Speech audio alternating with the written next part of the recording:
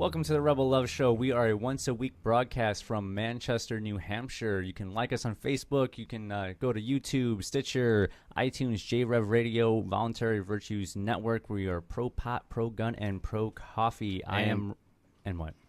Pro-moonshine, dude. Pro-moonshine? That's more important than coffee sometimes, man. Just saying. No. Just saying. Coffee is a lot more important than moonshine. I guess you're right. Whatever. I'm sorry for We harshing live your on vibe. coffee, man. Like you have. I live on moonshine. You. When you're not looking, man. That's true. You do drink a lot. It of makes the moonshine. voices and the pain go away. That's true. Oh, anywho, I'm Ron Mathias. I'm Joel Valenzuela. And I'm Shire, dude. Who's Shire, dude? This guy right here. And our guest today is none other than Darren Tapp. He is the Hey, can you say that again? Can you say our guest today? I can't be on a radio show where you say today. Our guest today is Darren Tapp, co-host of NeoCash Radio. It is a cryptocurrency and finance podcast based in Manchester, New Hampshire. He has a PhD from Purdue University in mathematics, taught several classes in mathematics, been involved in startups, and has been involved heavily with Bitcoin since 2011, which is like 10 years ago in the world of Bitcoin. Yeah, and he's a pretty good dancer, and he can sing in German. Yeah. There you go. So that's There you a go. pretty good That's start. That's even a better selling point. I've got a lot of talents, I know. Is this turning into a Tinder profile? He likes long walks on the beach. Dude, and you should talk, Mr. It is Tinderella right holding here. hands in the moonlight. Yeah. I like the beaches a little bit warmer, like the oceans a little Yeah. bit warmer than they are around here. But that's okay. That works. I get by. So, anyways, I want to know what's going on with Bitcoin, man. It's dropping like a rock. I'm scared for my life. Should I just sell? What's going on? Dropping. Well, if I was in a different financial position, I might be more likely to buy right now because Well, when is it a bad time to buy Bitcoin? when it's high. It's a bad time. Exactly. And well, again, Duh, this guy's Robert. this guy does math for a living and stuff. It's like I think he knows. So it's going down, and so that's when you want to buy because with the same amount of money, you get more Bitcoin. So if you had a choice of buying when it's cheaper, then that's probably a good move. If you were going to buy anyway, it's better to buy more and get more. So that's just a fact. Why is it going down? I Yeah. really can't say. I do know that there are a lot of things that are happening in the world of Bitcoin that might cause some selling pressure. For example, the Ethereum sale is almost wrapped up. Well, it's what, 15 hours left or something? And well, not yet, but 15 days maybe. But it's almost wrapping up. So the question is, are they going to sell to get regular government currency to cover some of their costs and all that? So that's one question. Another question is, well, basically what happens is what's treated as good news when certain companies accept Bitcoin. But when like Dell accepts Bitcoin, they usually convert it to dollars right away.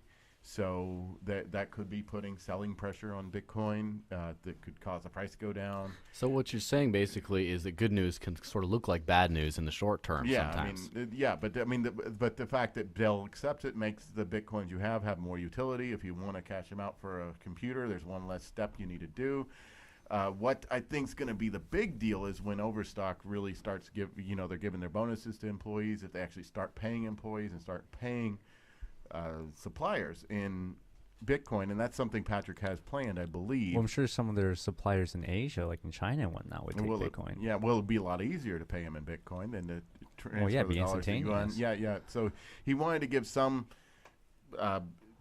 benefit if people accepted Bitcoin. What he had in mind was pay him of like maybe a week early, because Bitcoin's so much easier than any other payment method. But yes, if there's maybe conversion fees, maybe they could save on those as well. Conversion from, government currency to other government currency. So he might be willing to make that incentive there. But what you need to see is this loop close. You need to see Bitcoin used from production to consumption and everywhere in between. That's what you need to see to have a sustained price of Bitcoin rise. Now, a lot of people, I'm surprised at the number of people that don't know that the protocol was set up to release a certain amount of Bitcoins every block, when a block's supposed to come out every 10 minutes. So originally, for the first 4 years of Bitcoin, there was supposed to be 50 Bitcoins released each block.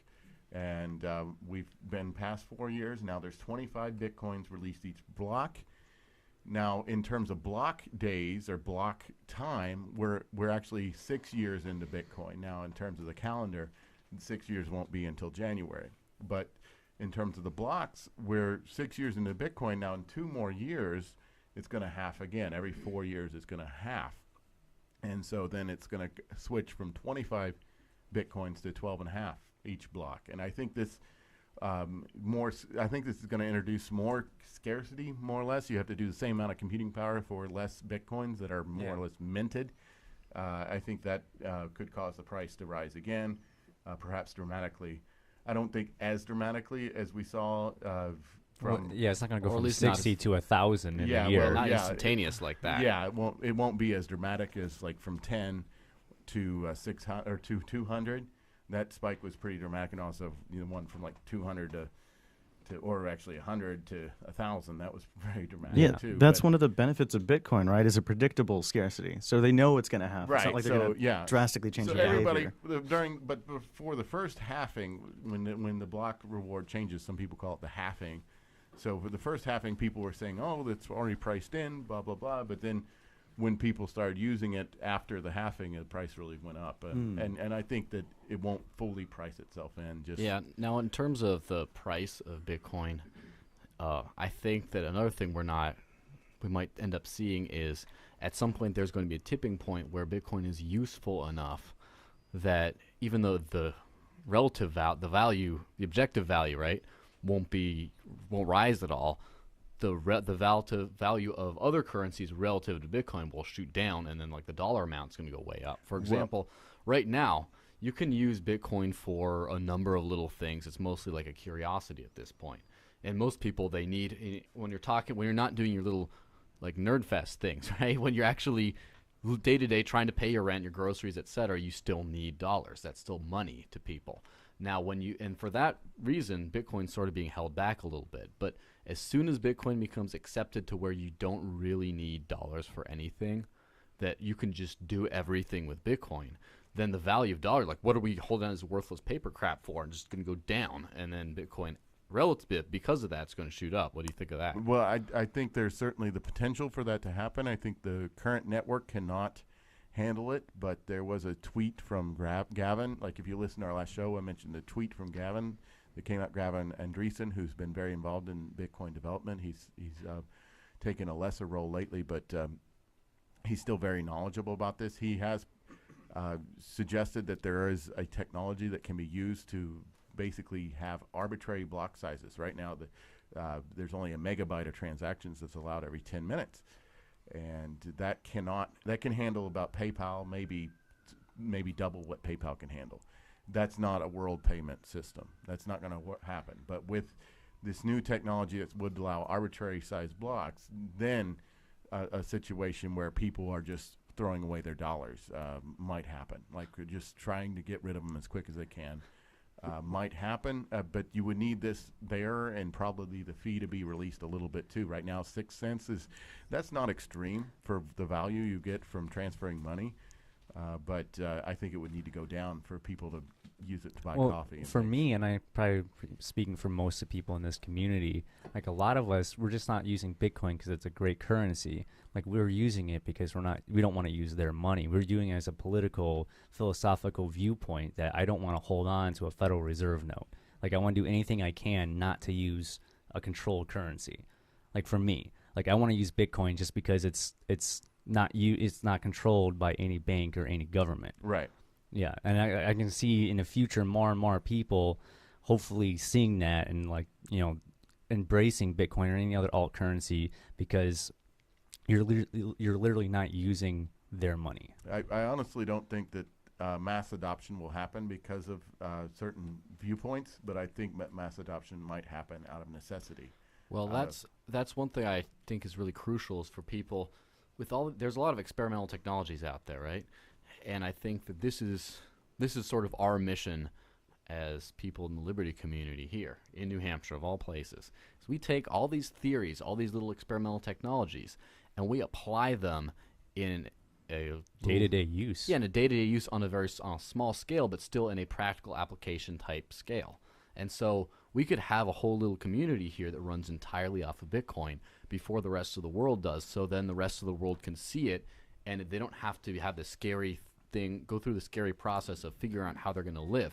They just have to live like we're living, and then that's about it. That's where the philosophical adherence to Bitcoin, things like that, come in, is by being the first to take a risk and put in effort and legwork to make it easy for the mass adoption. Right. I mean, there's some things that are happening. I mean, there's transitional technologies like BitPay, or transitional companies like BitPay and Coinbase that are allowing. Bless BitPay, man. They've done so much. Yeah, for this they're world. allowing the merchants to accept Bitcoin without taking on any currency risk, or taking on the amount of currency risk the company's willing to take, and no more. So those companies are there for that, but I think that the mass adoption is only going to happen when you can actually point out some of the advantages of Bitcoin. I mean, and I think there's really serious advantages that have yet to be explored fully. I think the remittance market is, you know about remittance? You know what that is? Explain that real fast. Yeah, go into that. Explain this for the viewers. viewers at home. As if I was 3 years old. That's fine. What do you mean, as if? So remittance is this concept that maybe people come to a different country, maybe the U.S., and then they work real hard and they make a lot of money and they want to support their family that happens to be back in their home country. I.e. the Mexican Western Union's phenomenon. Yeah, Yeah, it's so easy to send money over Bitcoin than Western Union. and so and so much cheaper. They rape you. It's like 30-40%. Okay, so there you go. Anybody that has any experience with this knows about the fees. I mean, we had a guest, Daniel, on our show, NeoCash. Right? He discussed this specifically. I believe he's from Puerto Rico. Is that right? No, it's Dominican Republic. Dominican Republic. Right? I He's wrong? Puerto Rican, I Wrong think. island. Sorry. That's so racist Okay. of you. No, it's actually it's ignorant, but I'm just Actually, it's ignorant. Oh. It's not this kind of ignorance. It's just the They're all broad the same. category. It's the broad category. I tried to get the right. I'm not I know racist. where I'm it is. bigoted. Okay, so but yes, anybody that's tried to do this, and so the money that's sent back to the other country is called remittance, and Bitcoin allows. Bitcoin doesn't know anything about a border anywhere, so you can use it across the border as easy as you can use it across town or at a merchant. So The honey badger of money. yeah, Don't care. so what I think you'll see is a remittance market will become pretty serious in Bitcoin. Certainly to some, I mean, like, for example, if you try to get money into Somalia right now, Where they have no roads and no hope. Do they have internet in Somalia? Yes, I believe so. Oh, wow. They have Things are looking they up. have some of the best cell phone service that you can imagine in Somalia, but they do. Wow. It's a Okay. fact. I Wow. mean, or at least there's Wow. papers published that say that the cell phone service in Somalia is quite outstanding, because what they've done is leapfrog. They never built the copper wire infrastructure, so they never have to pay that money out. And Yeah, no, that's like an 3-hour Go long straight. tangent. We could go on that. Yeah, but please yeah. go on. then they have no regulations on the cell phone towers. That's because they have no government. Anybody can set up any cell phone tower anywhere they want, and then actually the result is the cell phone service is quite good. Oh. I mean, I don't know how that cell phone service translates to internet, but anyway, but sending money to Somalia, it's almost impossible if you're like in Great Britain, and the Somali currency is not very good. I mean, when the government dissolved, they still traded pieces of paper like the government was around, but the government's not around, so it's kind of weird. There's been weird things like somebody in Canada. Somebody had a contract with Canada to print a bunch of Somali currency, and then that was accepted as valid because there's no one to stop any counterfeiting. Anyway, so Which you cannot do with Bitcoin. It's like if we started. That's the beauty of Bitcoin. You cannot counterfeit it. Yeah, The blockchain so- prevents so that from happening. They actually had a pretty stable currency until this Canadian printing started happening. But it's actually a warlord that contracted with Canada. Warlord, government, Whatever. whatever. Yeah. Same Just- difference, Yeah, right. just a different name. Or Different something. legitimacy claims. Yeah, That's well, Yeah. okay, some type of organization. I don't know if it's a government or warlord. Now, but I'd they- like to point out that I'm probably the only person in this room, or one of them, who's actually had to rely on a Western Union transaction across borders. When I was about 10 years ago, I was studying in France, and I needed to get some more money and some euros, and then I had to get something sent to this Western Union branch. They took like 30% off, and I had to go find it during open hours and give them a bunch of weird information and then just get it out in euros, and it was just a huge pain. And Bitcoin just, hey, Mom, I need money. There we go. You got it. It's like, it's that easy. And there's just still nothing like that in the even though the fiat world has become more advanced since then, it's still not at that point. Right. So, I mean, what you need is a society that has a sufficiently advanced computer infrastructure that has some of these remittance problems or other type of problems. Maybe like Argentina has a very bad currency problem right now with their default recently. And just, I mean, I wouldn't call it hyperinflation, but they've lost, a significant portion of value on their Argentine peso over the last year. Yeah, and I was in Mexico for the great peso crash of the 90s. I mean, I was like small. I didn't know much about currency when I was like 4 years old, but still. And Mexico, the Mexican currency just crashed and lost all its value. They had to like repurpose the whole currency. I mean, yeah, That's never happened in the U.S. dollar like since basically the one on the Federal Reserve. and then there's like Turkey had to knock off 3 zeros. I think it was what was Italy did before. Yeah, they Mexico were was on 3 the euro. zeros too. Yeah, The magic I mean- number. I mean, the magic bullshit number right there. Just let's it's see. worth more now. I mean, the Brazilian real, that's been a crazy story if you've watched that. I mean, they got up to like quadrillion percent inflation there for a while, and it was like quadrillion, right? Nobody remembers those words, but Oh, yeah, and then back in After trillion, 07 actually, quadrillion. or 06, I think, I was in 05. 05, I was in Romania for a couple weeks, and it was in the middle of their currency transition from the Romanian lei, the old lei to the new lei, and it was, a cutoff 5 zeros. So I used to carry around like 100,000 lei note with me all the time, but since it was poorly made, it started to disintegrate, so I left it as a tip at some waitress who told me she'd read Atlas Shrugged. So I was like, hey, you seem cool, here you go. So yeah, I mean, this is a traditional. This is a property of currencies. I mean, probably a lot of your listeners are in the United States, and I live in the United States Hey, myself. we have a lot of listeners. we all live in we have a lot of all listeners over the in world. Scotland right now. Okay, for, great. For reasons of our last episode. Well, great. So but like in the United States, we kind of take the currency for granted. But the United States did not have a currency that has all these problems until fully until Nixon, because Nixon's what took us off the Gold standard. even the quasi gold standard, right? It kind of went away in 1913, but with the that Fed. didn't happen. But then there was a readjustment in 1935 or whatever, and then but then we were completely off the gold standard with Richard Nixon, and so now I think the dollar has bought a lot of time because it was tied to something reasonable, but now it's just kind of an abstract unit, as all the other currencies that end up dropping a bunch of zeros are. But didn't Nixon promise going off the gold standard was only temporary? I don't know. Actually, I don't know. Yeah, he did. I can't keep up with politicians' lies. And their promises, yeah. I mean, I was just Same trying thing. to get the history of it. I'm like, okay, it changed then. That's Yeah, all I know. exactly. I know it changed. I didn't go back. That's all I know. Yeah, now, as far as...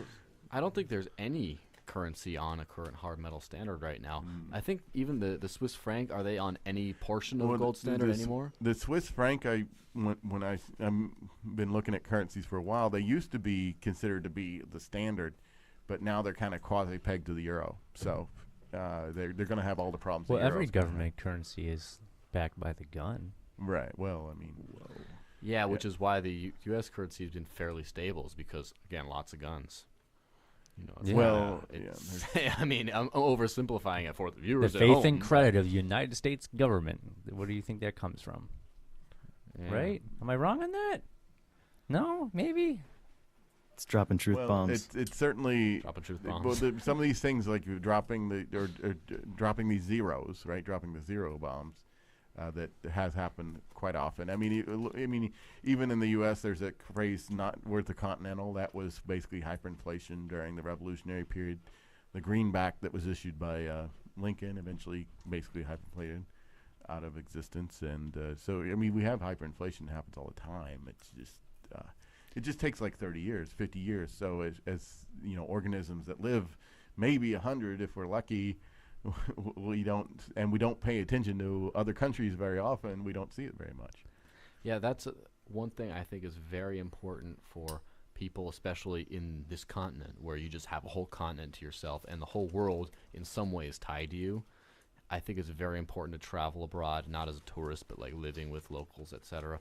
Just get a perspective of things are different elsewhere in the world, for the very reason that all these problems that people say, oh no, that could never happen, they happen everywhere else. Everything else, if you go across the world, there's a case study for just about everything. So you don't have to say, well, no, what will we do if we slash taxes and do this? Oh, all the programs will go away and then people will be starving to death in the streets. Well, no, in this country they did that and then they're doing just fine. Or, well, no, that's hyperbole that our currency will crash. Well, in this country, you can have more case studies and things like that around the world. And it can just show exactly what we're headed for here. That's very valid, Joel. And there's something that's kind of weird if you talk to. I'm going to generalize a little bit, but if you talk, that's what we do here. If you talk to, we're not scholars or anything. I'm going to generalize to Americans, right? So if you talk to many Americans, there's all this can't happen here. There's almost of course like it can happen here. It's almost like people think that this is like a magical land that doesn't act like the rest of the world, and that's actually not the facts. The facts are that we're just these organisms that run around. We're pretty much the same. We've got different traits, yes, but our brains work similarly, and economics works the same, no matter where they are. No matter where you happen to be located, and so there is nothing special about it. It's just that I think that the early United States enjoyed a much more severe version of freedom than we have now, and that there was that brought a lot of prosperity, and so now we can see that we're actually kind of just eating away at that what was the wealth that we had. You can see it just kind of get eaten away, and more dilapidation happen. Now, on a side note, I think that would make a great tagline for the United States of America: severely free. Do you yeah, that would be severely free. I thought it was funny to phrase it that way. Yeah, it is. But, I mean, severely conservative. With the freedom came the prosperity, and now we don't have the freedom, and you can see the prosperity just kind of go slowly away. Well, Bitcoin is trying to change that. Well, I think, and it hasn't done it yet. No, there's a lot of hope in it. There's a lot of because Bitcoin is literally giving us, and the blockchain in general, just the idea of the blockchain is giving us the hope, the tool to actually, just walk the walk instead of just talk the talk. And we need something to be free and have something open, and that's it. Like, this is something that allows us to actually have, more freedom and prosperity in a free market world that we want to live in. Right, it's a tool. Yeah, it's exactly right. But before, we never really had a tool. There's like gold and silver, but there wasn't really a viable tool. So that wasn't controlled by a government. You know what I'm saying? Am I wrong on that? So here's when it clicked for me. Okay, I was a fan of gold and silver. I'm not trying to knock gold and silver. I think people should have that. It's I'm just saying, fine. It's for daily transactions between people. It's not that it sits there. It's scarce. It's pretty. It's fun to collect. There's all kinds of good things about gold and silver, and it's going to retain your value better than paper, I would imagine, over the long haul, not day to day. Well, maybe, yes, day to day, but there's ups and downs, so you buy low. Anyway, so I was into gold and silver, and for whatever reason, one night I was like, I wonder what's happening with poker freedom. I don't know. I just thought it was kind of annoying that they just outlawed poker. I've never heard about people playing poker. I haven't heard websites. I haven't heard of a poker epidemic, or these. I don't know what the problem with poker was. I never even knew people were playing poker online. Oh my God, she's been diagnosed with poker. I mean, I know people gamble to the extreme, but I didn't know anybody personally. I didn't hear any stories about it in the paper. I don't know who was having these problems with online gambling. And but they just outlawed it, and so in 2011 or whatever, I was just like, I wonder what happened with that. What are people doing? Because they're going to work around it, right? There's something funny that was on television. In Manchester, there's this. I don't watch TV normally, but I got an oil change today, and I actually watched a news segment earlier today on the first time on WMUR. Yeah, I think about the whole overdose. I don't know. Yeah, it was a local. Another bullshit. It was a local news around here, and apparently there's something that acts like a drug, and maybe it is called spice. Have you heard? And then 30-some overdoses in 24 hours. The mayor was talking about it or whatever. I mean, I think overdoses are horrible. And that wouldn't have happened if pot was legal. I don't know about all these things, but I do know that what was kind of crazy was the town was hoping that the state would pass something that would permanently ban them or permanently get them off the streets. And I made a comment, just like it did all the other drugs, right? Because I mean, like heroin's illegal in the U.S., but I know somebody that was addicted to heroin, and he's around my age, and heroin's been illegal for about my lifetime. So that didn't work. Exactly. So and so it's just kind of crazy that the news, somebody that's supposed to be objective and all this, is saying that it'll get it off the streets forever. I don't know, where did that come from? They should say, so there can be an infinite war where we're completely wasting resources and trying to futilely stop something that's all the evidence I have on any other type of drug war. So now here's a good thing. So you mentioned pro-pot at the beginning. I might not necessarily be pro-pot. I'm just pro not putting people in cages. Pro people, being pro able people to not smoke hurting Exactly. it. And you can, people can say that it's wrong and not associate with people who do, and that's fine. But if you do anything more than that, then you are being not very nice, to put it. Well, for me, like the reason why I say pro-pot, pro-gun, and pro-coffee is because there's so many people in the United States they're either, most people that are pro-gun are conservatives, most people that are pro-pot are liberals, but at the same time, the people that would go after either one of those are the same people. It's the state. It's it's the police state. They will go after the same people that they're going after for the drug war. Those are the exact same people that are going to go after someone's guns. Right. Yeah. They don't see they don't see the common enemy, the same group of people that are aggressing after both groups of people. And I also say pro coffee because, in all honesty, if they ban the coffee bean, then they would have a revolution. Well, forget the nap. I would go in the streets. Man. I am certainly pro coffee. I will become a drug dealer and sell and trade I will. coffee Yeah. beans I have, because open the trench coat with I got some. I got some Arabica fresh right roasted here, beans got some right here. Java. I'll be your customer. There you go. On Yeah, the now my coffee little front. anti-government rant for the evening, which I'm sure we could all do, but it's just the stupidity of making laws banning things from the very thing of like, okay, we got this epidemic, we got this problem going on here. How are we going to deal with this great societal problem? How about we just tell them they can't do that anymore? Yeah, that'll fix it. It's like the minimum wage thing. It's like, oh, people aren't getting paid enough. Hey, well, let's just say they get paid more. Or let's just say this. It's just like, no, it doesn't work that way. Life doesn't work that way. It's like, oh, they're doing drugs. What can we do? We just say that they can't, And it's like, Right. I don't get that. That's just horrible. You have to teach people what's the right thing. You have to bring people to the correct way, right? And Yeah. If you force people to the correct way, then there's no merit in that at all. I mean, Well, people should find their own way. and it should be people correct people because need to be allowed to make mistakes in their life to learn from it. and it should be correct because people want the consequences of what their actions are. That should be what the correct action is. Yeah. And it shouldn't be because other people don't like the consequences. It should be people that are experiencing the consequences that make the decision if that's correct or not.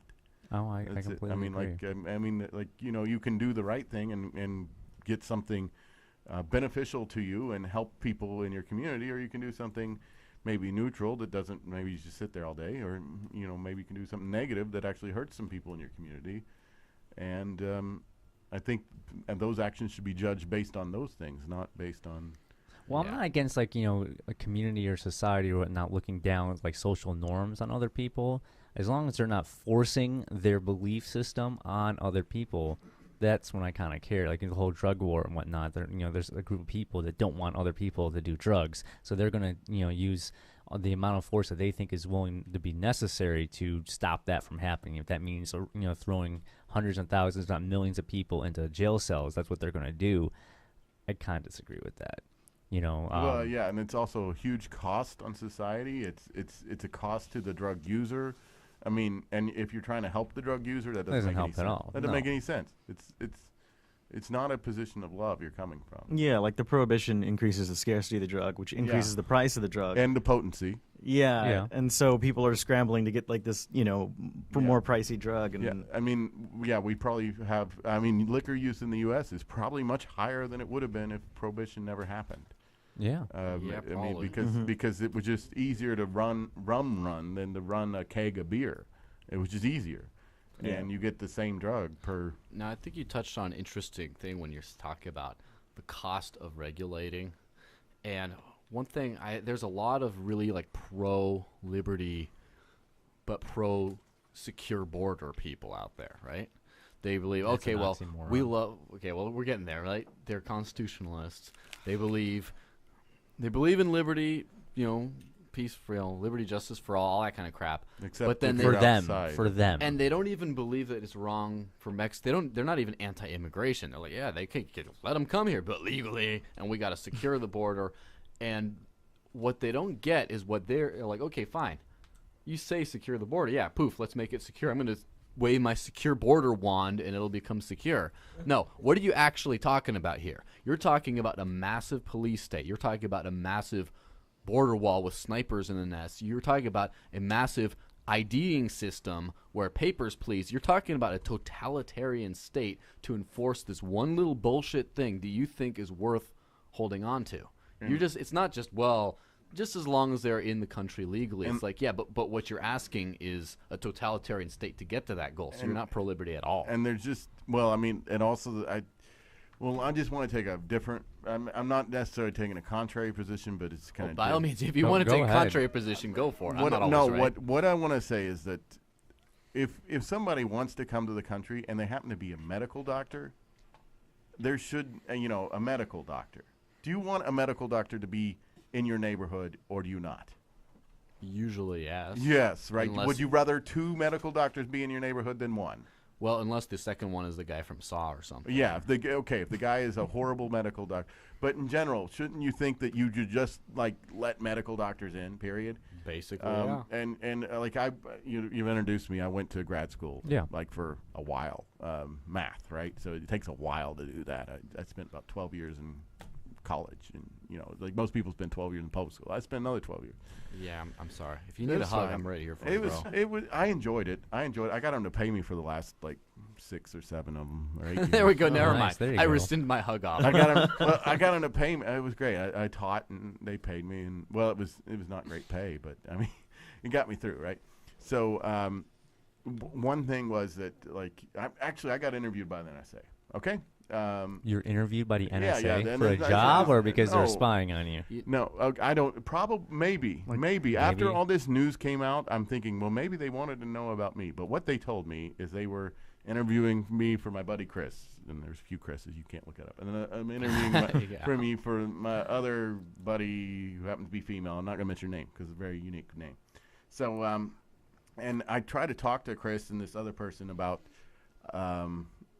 their application to the NSA. The idea is that when somebody applies to be a thing at the NSA, they do background checks, they check out all the friends and all that. It kind of makes sense, right?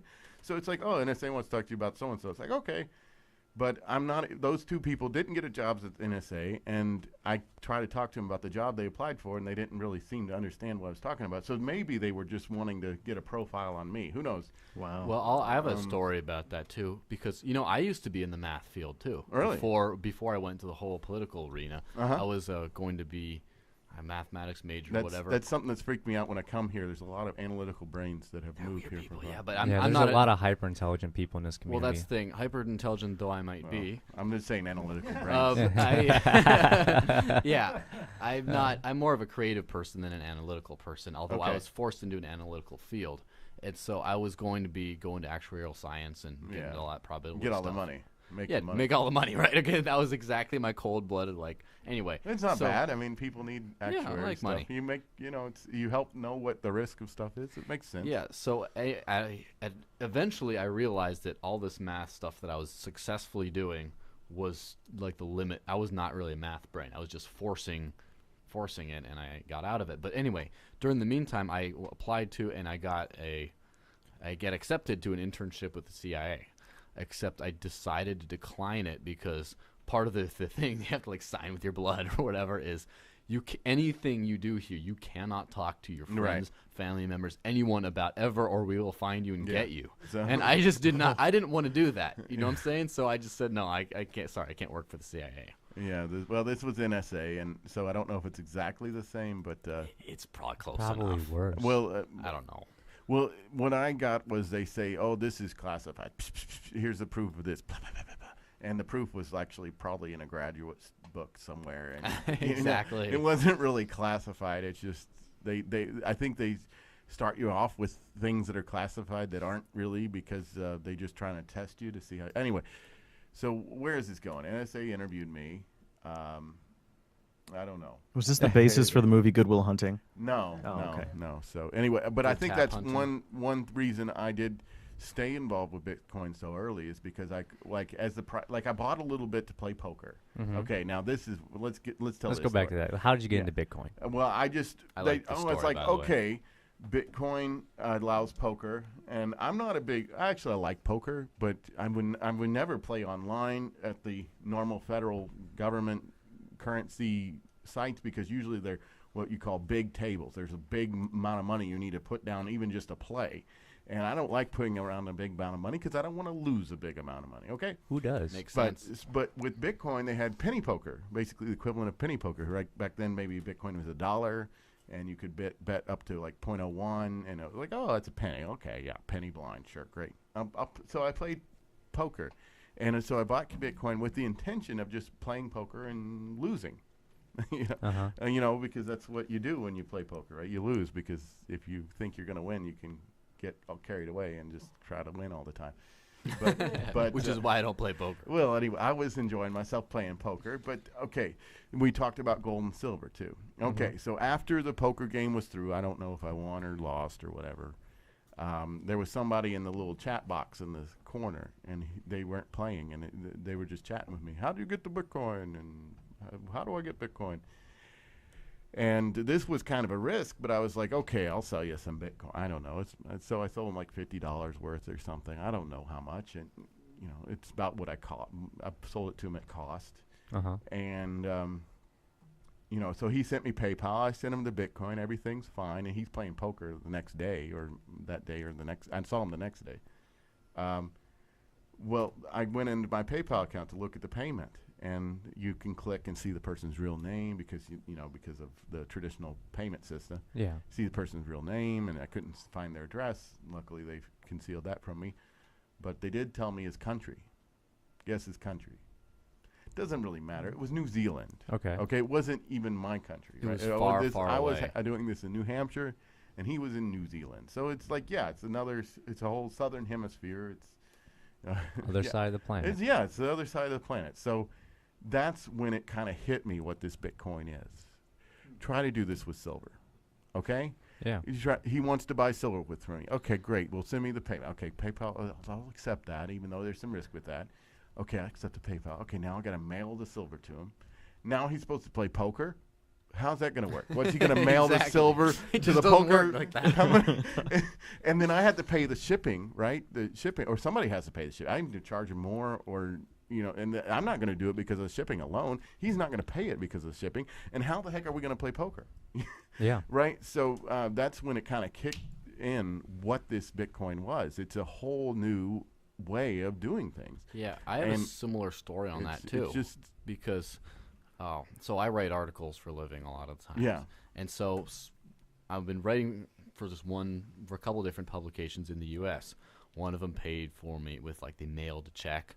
And since I was moving between two different places, like, it got lost. And it didn't get lost, but I had to, like, go to the other place to find the check once it got there. And it was, again, a few weeks delay. And then PayPal was the same thing. It was like a business week almost to get to my account, my PayPal account, and then a few more days to get to my bank from there. It was this big annoying thing, and this is people in the U.S. within like a day's drive, right? And then anyway, I have people writing for me, pay them in Bitcoin, matter of seconds, bam, they have it in another country, in another, they don't even have to do the currency thing just like that, and it's like, I'm like the fiat money system is stupid. It doesn't fucking work. This just sucks. Like there's this thing out here. I can just bam, then they get the payment right away. Almost no transaction fee, instantaneous. Did you get it? Yeah, I got it. Yay! And then that's it. And it's just type on the computer, bam, right there, or smartphone. I mean, it's Yeah, For I'm transfers preaching alone, to- it's worth it. I mean, I'm preaching to the choir, but I'm just Yeah. these real world examples of how it works is Yeah. just like This is a dinosaur thing. This paper money. It's I just it's bullshit. I just paid for dinner right before the show in Bitcoin. It was real easy. Went over to Murphy's. No, my You bootstrapped it. my dining partners were accepting Bitcoin for my share of the bill. Exactly, you bootstrapped There you go. Like, that still works. Which is a common occurrence here. Well, I said, which one do you prefer? And usually I pay people what they prefer. Like like at Pork Fest, if somebody was selling something, is like, it's like, what do you prefer? And they said Dogecoin. Yeah, of course. Yeah, they usually say right. Dogecoin. You had the video on that. Yeah. Yeah, and You're probably that's- responsible for more Doge acceptance than anyone else on the Yeah. planet. Porkfest 2015, real fast, Dogecoin's taking over. I'm going to call it right now. Doge All right. Fest. Yeah. I'm selling all my Doge I'm Fest. gonna gotta Wow. exchange all my Bitcoin. So real quick. festival. So anyway, the point with Yeah. even the dining but partner it kicks thing. in. It once it clicks, like this is what it allows you to do. It's like, whoa. Yeah, Once once you pop, you can't stop. Once And- you block, you can't stop. And then as the price went up a little bit, I was like, okay, what the heck am I doing here? To have this much money involved in this. And so with the math background, that's where that came in. So I could I could check into actually like the nuts and bolts of it a little bit. So every time every Especially time the I got nuts. a little bit worried about it, I just started looking into it more and more, and I haven't come to. I mean, there was that 51% attack that was getting close to happening, and people are a little bit too worried about it. They think as soon as somebody goes over 51, there's going to be an attack. That's not the case. You would have to actually want to attack Bitcoin in order for this to happen. So I mean that is something that I think people involved in Bitcoin should be worried about, but. I think it would also shoot the people who did the 51% attack in their own foot, basically, because they're making money off of Bitcoin, right, as it expands. So Yeah, if you had 51% of the Bitcoin miners out there, you wouldn't want to hurt Bitcoin. You would want to help Bitcoin at that point. yeah, you're making a profit. Yeah, if we just let these things run, oh my gosh, well, we're we could super get a rich. huge yeah, I mean, Yeah. it's. I mean, I think that people should switch to maybe pools like P2P pool, and maybe should not mine at the most prominent mining pool out there. But I don't think you should get all worried when it gets a little bit crazy. Where do you see Bitcoin going in the next couple of years?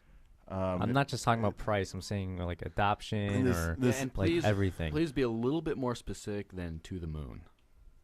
Well, it's going either to the moon or to zero. It's one of the two. Don't say Don't that, say man. that. We're trying to believe. I want to believe. I really think it's going to be one or two. It's either going to work or it's not. And if it works, it's going to work really well. And you said not in terms of price. And it's going to have a very substantial adoption. It might happen in certain countries first, like Argentina is something I would actually expect it to actually. Do you think it's going to be adopted there? Like Cyprus, I mean, widespread adoption in Argentina? I do. I do. I mean, I don't know what else you're going to do if you live in Argentina once your currency starts to hyperinflate. Yeah, because other places in the world, there's nothing to do. But now with this Yeah, technology I mean- we have, I you mean, have some place to go that's very I mean, efficient. Just like a decade ago when they had their last hyperinflation, not even a decade. There wasn't Bitcoin available. Now, when they hyperinflate again, they'll have Bitcoin available. So I think they'll be trying to buy whatever they can, dollars, whatever, gold. And Bitcoin will just be one of those things. Probably the best option of those things.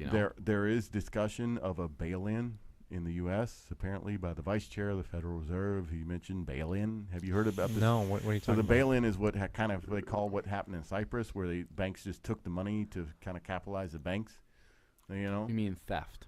Well, yes. Exactly. Call it what it is. Actually, I haven't read all the agreements with the banks and stuff, but somebody said when you put money in a bank, you're under contract that it's actually their money, and I don't know. But if there was a bail-in in the U.S., we all saw the bail-in in Cyprus, and that was right before the spike to 200 or something. What a 20-fold gain, or around whatever, at least double, right? Yeah. After with the Cyprus stuff. So if there was just there's already talk about it in the U.S. The thing is, if they ever froze the banks, people would get scared. And the thing is, I don't think people understand it enough to actually just flock out and get Bitcoin. Yeah, which is why I think Bitcoin's still beta. That's why I think it's it is very. still beta. That's why I think it's so important for people like us in this part of the world right here to start building up an infrastructure around entirely Bitcoin and things like that, so that in the other parts of the world they don't have that few weeks or month or whatever delay to get their shit together with Bitcoin. That there's already options for them. There's already services and options an infrastructure they can just borrow when they're ready for the transition. They don't have to just figure it all out from zero. This definitely does feel like a testing ground for Bitcoin, because every free state or liberty-oriented person I run into here has a Bitcoin wallet on their smartphone. Yeah. Or if you don't, after you meet them, they do. Yep. Well, they should. There are a few holdouts, but I mean, most people have it. It's common occurrence to see Bitcoin transactions take place in person in front of you. It might not be you, be someone else, but you see that wherever you go in regards like within the community, you see Bitcoin transactions taking place in front of you, and it's commonplace.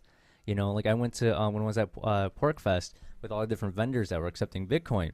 That seemed normal to me. It seemed like normal life to go up and like scan someone's QR code and like buy coffee with Bitcoin. Like that's a normal thing for me. And every time I went and did that throughout PorkFest, if there was someone behind me that I didn't recognize or I knew that they're not from New Hampshire, I would ask, "Hey, have you ever seen a Bitcoin transaction in person?" And a couple times they said, "No, I haven't." So watch this. Yeah, and I scan, take my phone and watch the Wi-Fi scan. fail. So That was a bitch. Like the Wi-Fi at PorkFest did suck. That was the one downfall of PorkFest. I mean, everybody should get U.S. cellular phones. I'm kidding, but at any rate, Verizon worked too, I think. Yeah. That's what I was on. I was I'm doing rocking everyone's T-Mobile still. I don't know why the hell I'm doing here with T-Mobile. I've been lazy to switch because it works in Manchester, so it's good enough for me. But at any rate, T is for mobile. Yeah, it's good enough for me.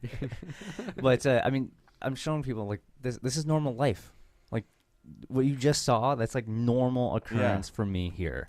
Yeah, and there was oh my god, I've never seen one in person. Like that's normal just here. The way it works. Yeah. Certain unnamed people at PorkFest did have a boisterous night of festivities and had a little bit of a hangover in the morning. And one of the vendors was selling menudo, which is the Mexican miracle hangover cure. But it was the one vendor that didn't accept Bitcoin. So I was just like, no, you're out of luck. I'm sorry. You're behind the curve. I'm going to take my Bitcoins There was a couple elsewhere of vendors because that's all I had.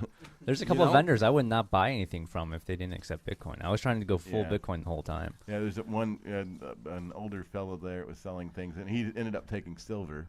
Yeah, that was the because you can turn around. You can go over to go buy silver with Bitcoin and turn around and use the silver and buy it somewhere else. I was like, okay, you're taking silver. All right, you're making an effort. And I did do that one time. I bought some silver with Bitcoin, then used some Bitcoin, use the silver to buy bacon pancakes. Oh, bacon pancakes! Make a bacon pancakes. Those pancakes. Have you had the fantastic bacon chocolate chip pancakes? No, I had the chocolate chip on there, and I had those are delicious. The maple syrup on top of that. Man, that place rocked. It was worth going to. Freedom is delicious. It took like an hour for them to make it, but it was. It was cheap though. But it was worth it, man. That was like the best place there. Delicious. Yes. Freedom ain't free. Yeah, well, cost silver. Yeah, it costs. And then silver. the coffee, right? There was like $1 of coffee for the refill after you got the PorkFest mug. Yeah. Again, this is like inside baseball for the well, viewers. you know what? Yeah, but they should be anyway, there for next PorkFest anyway. So they're listening. And it was to $1 refill, but so I just got a little quarter ounce of silver and just gave it to him and said, "Hey, you'll know my face. I'll just get coffee the rest of PorkFest 6 more times with this." And it worked, again, the market with no regulation, top-down bureaucracy bullshit. It just works out great. Yeah, it was on an honor system, and I mean, I loved spending silver when that was the thing, and now Bitcoin has quite speaking of the honor system and Icarus transactions, Shire dude. I know Shire dude had some experience with that lately. But it's been a lot easier to track things with Bitcoin, though, right? Yeah. When you're selling stuff, like I'll sell like snacks and beverages when I'm not even there, like with the honor system, right? And it dings on your phone, and boom, you've got Bitcoin. When someone's buying something, and sometimes I'll have been hanging out, and I'll get a ding on my phone, and I'll go down to see who bought stuff from me, and I'll talk to them. So that's pretty cool, but. Yeah, the honor system, of course, doesn't always work. The Bitcoin network. I bought your ice cream, and you came down, and I was like, "Hey, I know what you bought, boy." The blockchain, the blockchain just And, keeps all the records of everything. So you Yeah. can say, all right, I'm short. These are my transactions. This is my goods. I've had this, that. Who's this? Who's this? Who's this? Was that you? Oh, that was you. Okay, we're good. Yeah, And then you unfortunately, I also had to accept Federal Reserve notes. Yeah. And that's where fly in it the punch right gets there. messy. And, yeah. and there's so much about the Bitcoin thing because like I could pay you, and you could be in another country or whatever, and I pay you with Bitcoin, and you say, was that really you that paid me? I could sign. You give me just any statement, and I sign it with my Bitcoin key, and you're like, yeah, that you paid me. You know, Yeah, 'cause that payment came from you. If Yeah. it came from any address I signed with any address that payment came from, and you know it was me, more or less by the security of the Bitcoin protocol. Mm-hmm.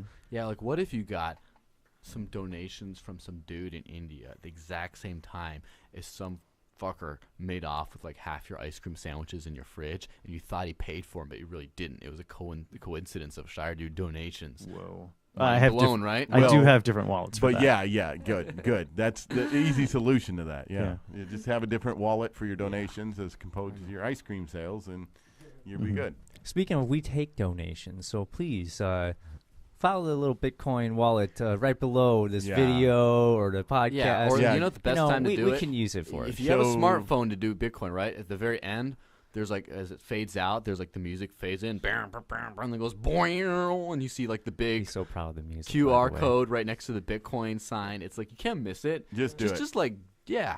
Because Just you do know it. what? You know, got to show the rebels some love. Yeah, exactly. Yeah. Right. donate. If you don't have any Bitcoin, go out and buy it and donate it. Yeah. Yeah, we don't Rebel take. We Love do Show not is take federal. sustained by Well, donations. you can go to by Coinbase viewers and- like you. Please donate. We don't Hey. take Federal Reserve notes. Hey, you go to Coinbase, take all the Federal Reserve notes out of your account, buy Bitcoin with them, and Out send of them- your goddamn. Yeah, And just send empty 'em- your bank account, put it in Coinbase, and just throw all that to the Rebel Love Show. We will appreciate it. We'll do greatly. more valuable Right. things with it than you are. And then, then you might actually make a profit on the deal because then you'll know how to use Coinbase and buy Bitcoin. yeah, then you'll be ready for the apocalypse. Yeah, yeah.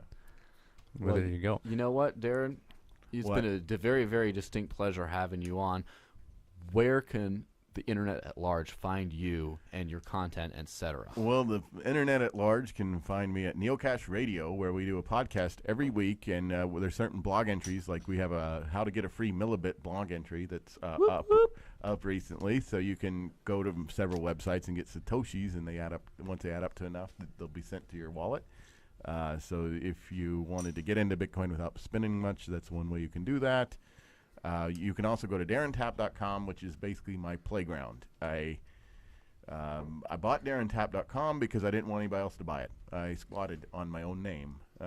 And I didn't feel bad about it either because it's my name, right? I can't even do that. Someone already has it. That's Yeah, the thing. I have It's a like, common name, so Yeah, well, I don't. But I was just like, if I don't get it now, I mean, there's some guy in Canada with my name, but if I don't get it now, what if somebody gets it later? I just might as well get it later, and I don't really feel it's bad squatting on it. I kind of think squatting's bad because it's not really using things. yeah. But if But it's your name, It's I my mean, yeah. name. Yeah. You know, I don't want anybody else using it. So, and then my website that was with a old employer went away, and so I liked having a website up, you know, about me. So I just I used it to make DarrenTapp.com, and it just has like my resume and stuff like that. And now it's also got Darren Daily Bitcoin, which is one of the faucets that you can get a little bit of 77 Satoshis right now. I might have to change that. I have to go get some. Yeah. Get your 77 Satoshis right there. And but that was fun. That's a fun alliteration, 77 Satoshis. So you got mostly, so you got DarrenTapp.com, Yeah. and you're at NeoCash Radio. NeoCash Radio. That's great. How many Yeah. episodes you guys on now? Oh, we're at 63 or something. We're catching up. A lot of the shows kind of disappeared from the internet when we didn't renew our SoundCloud account. I'm working on making an archive and just putting that up at DarrenTapp.com so everybody can listen to all of them. Not that I really would recommend it because it is a timely show. So we talk about news stuff. So only if you're doing like research or you want to know about what we thought at a certain time. Yeah, you we're a can- timeless show. But We're just you that should good. definitely listen to our most recent show because that's about what happened last week. So Yeah, definitely. and then we'll have a new one on Sunday that comes out Sunday around 5 or 6, and you can come and watch it or listen to it and tell us what you think. All Well, right. and as all the kids know, I got the desertlinks.com. I've had it for coming up on 3 years now. And ShireDude.com exists. It redirects to his YouTube channel as of now.